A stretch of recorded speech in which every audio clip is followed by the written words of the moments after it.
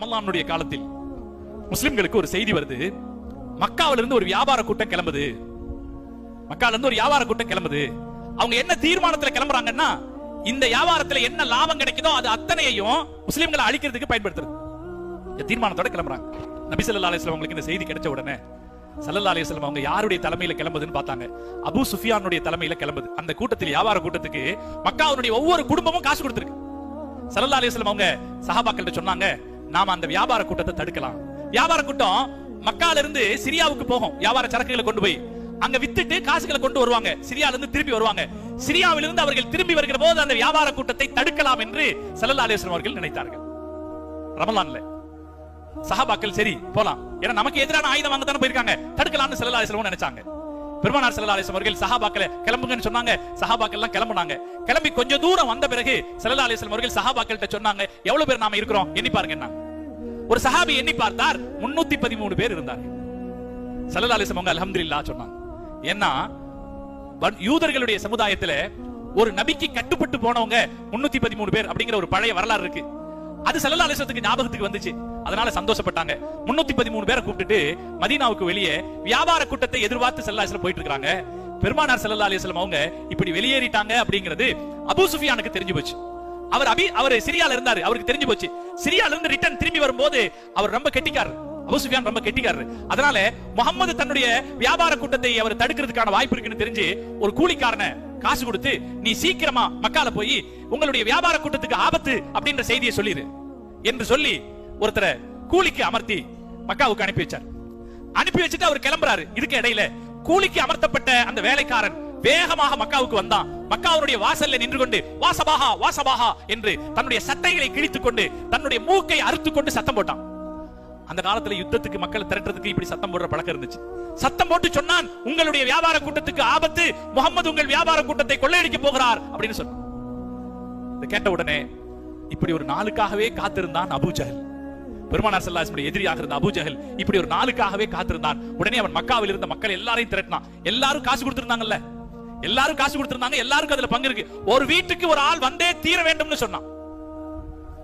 Abu Lahab, பெருமானாருடைய இன்னொரு பாட்டன், இன்னொரு பெரிய தந்தை அபூ லஹப் காய்ச்சல்ல இருந்தான், கடுமையான காய்ச்சல்ல இருந்தான், வர முடியாதவனால.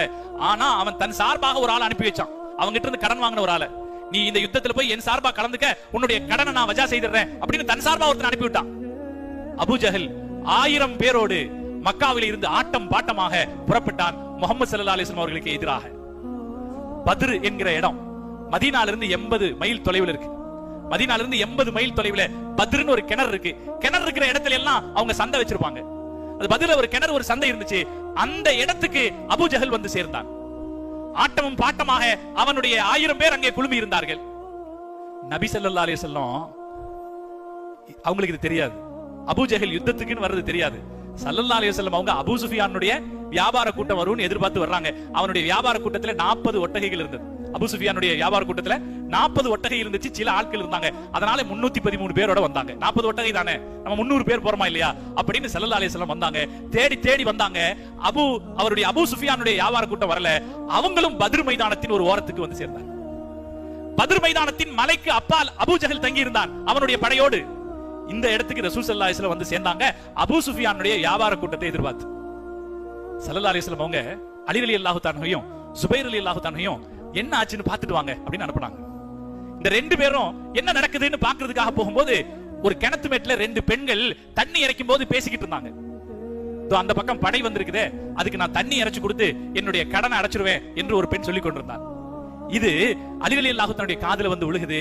அப்பதான் முஸ்லிம்களுக்கு முதல் செய்தி கிடைக்குது, அந்த பக்கம் படை இருக்குது, அந்த பக்கம் ஒரு படை இருக்குதுங்கிற செய்தி முஸ்லிம்களுக்கு கிடைக்கிறது. உடனே அவங்க இன்னும் கொஞ்சம் ஆழமாக தேடி பார்க்கறாங்க. ஒரு ஆட்டு இடையன் கிடைத்தான். அந்த ஆட்டு இடையனை பிடிச்சாங்க. அவங்க கிட்ட கேட்டாங்க, அங்க யார் இருக்கிறா அந்த பக்கம்?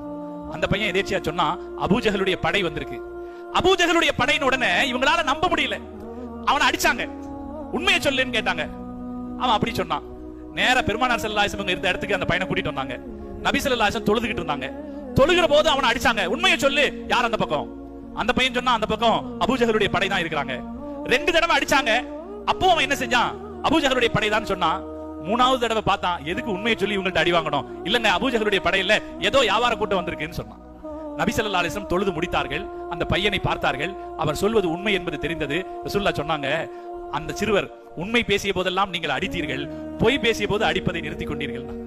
நல்ல சல்லாஸ் உங்களுக்கு புரிஞ்சு போச்சு, வந்திருப்பது அபூஜஹலுடைய படைகள் தான் வந்திருக்கிறது என்று தெரிந்து கொண்டார்கள்.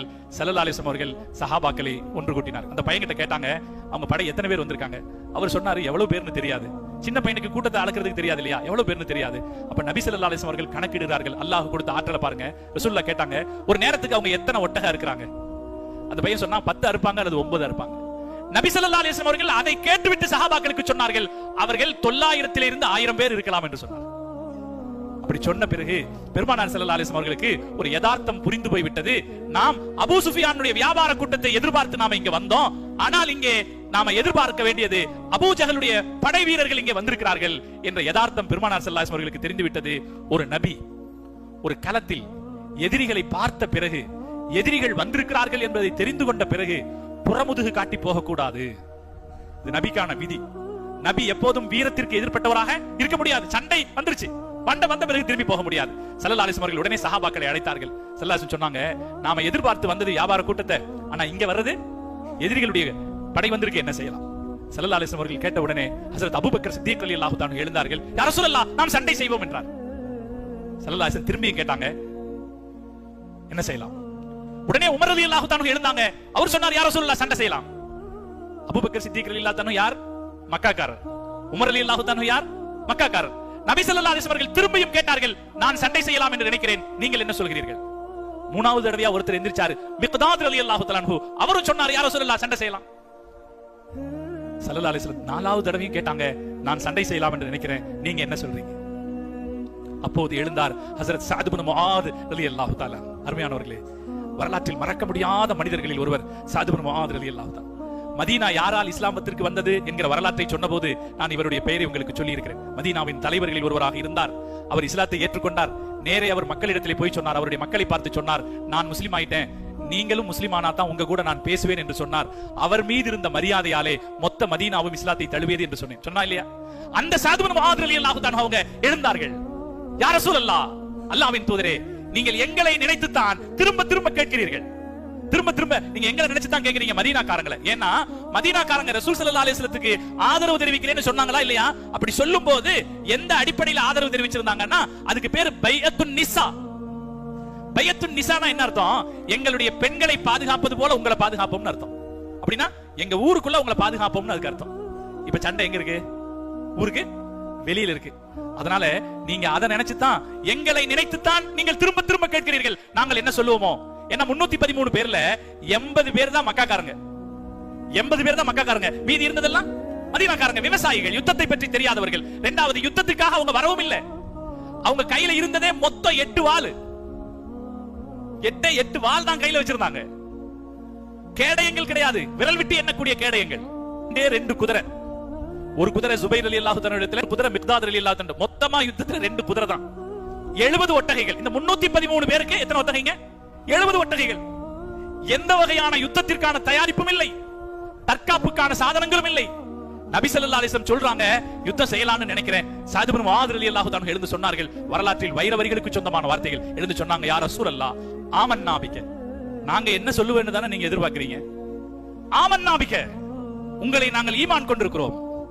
வஸத்தக்னாக, உங்களை உண்மையான நபி என்று நாங்கள் ஒத்துக்கொண்டிருக்கிறோம். அப்படி இருக்க நீங்கள் என்ன சொல்லீர்களோ அதை நாங்கள் செய்வோம். காத்தல்னா அன் யமீனிக வ அன் ஷிமாலிக், உங்களுடைய வலது பக்கத்தில், உங்களுடைய இடது பக்கத்தில், உங்களுக்கு முன்னால், உங்களுக்கு பின்னால், உங்களுக்காக என்று நாங்கள் யுத்தம் செய்வோம். இம்லி பிஸ்மில் என்று சஅத் இப்னு முஆத் ரலியல்லாஹு தஆலா சொன்னபோது பெருமானாருடைய முகம் அப்படியே பளிச்சுன்னு வெளிச்சமாச்சு. இந்த ஹதீஸை அறிவிக்கிற அறிவிப்பாளர் சஹீஹுல் புகாரியில சொல்றாரு, சஅத் இப்னு முஆத் இப்படி பேச பெருமானார் ஸல்லல்லாஹு அலைஹி வஸல்லம் முகம் வெளிச்சம் அடைஞ்ச அந்த காட்சியை நான் பார்த்தேங்கிறது இந்த உலகத்துல எனக்கு போதும். இந்த உலகத்தையே எனக்கு கொட்டி கொடுத்தாலும் அந்த காட்சியை நான் பார்த்ததற்கு ஈடாகாது என்று சொல்கிறார். எவ்வளவு முக்கியமான விஷயம் பாருங்க. நபி ஸல்லல்லாஹு அலைஹி வஸல்லம் வரலாற்றில் எவ்வளவு முக்கியமான கட்டம் அது.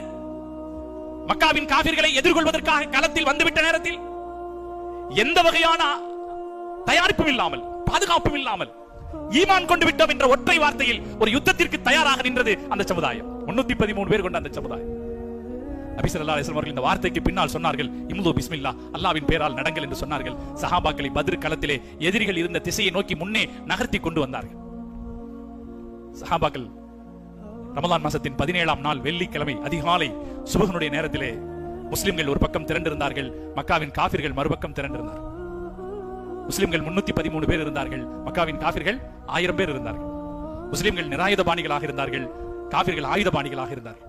முஸ்லிம்கள் போர் பயிற்சி அற்றவர்களாக இருந்தார்கள், காபிர்கள் போர் வீரர்களாக இருந்தார்கள். முஸ்லிம்களிடத்தில் காசு பணம் இருக்கவில்லை, காபிர்களிடத்திலே காசு பணம் இருந்தது. ஆனால் அன்றைய வெள்ளிக்கிழமை காலையிலே நபி ஸல்லல்லாஹு அலைஹி வஸல்லம் அவர்கள் தன்னுடைய தோழர்களை அந்த எதிரிகளுக்கு முன்னால் நிறுத்திவிட்டு அவருடைய கூடாரத்திற்கு உள்ளே வந்து சஜதாவிலே விழுந்து அல்லாஹ் இடத்திலே முறையிட்டார்கள். யா அல்லாஹ், யா ஹய்யூ யா கய்யூம், இன் துஹ்லிக ஹாதிஹில் இஸாபா, இறைவா இந்த சின்ன கூட்டத்தை நீ அழித்து விட்டால் லம் துஅபது அபதா, இந்த பூமியில் உன்னை வணங்க ஆள் இருக்காது என்று சொல்லி அழுதார்கள். யுத்தம் தொடங்கியது. அதிகாலை சுபகுக்கு பின்னால் வெளிச்சம் வர தொடங்கிய நேரத்தில் யுத்தம் தொடங்கியது. சூரியன் ஒரு ஈட்டியின் அளவு உயர்வதற்கு உள்ளாக யுத்தம் முடிந்தது. முஸ்லிம்கள் வெற்றி அடைந்தார்கள். லுஹா நேரத்திற்கு உள்ளாக வெளிச்சம் வெளியேற தொடங்கிய போது யுத்தம் ஆரம்பமாச்சு. லுஹா நேரத்திற்குள்ளாக முஸ்லிம்கள் வெற்றி அடைந்தார்கள். அல்லாஹ் மகத்தான வெற்றியை முஸ்லிம்களுக்கு கொடுத்தார்.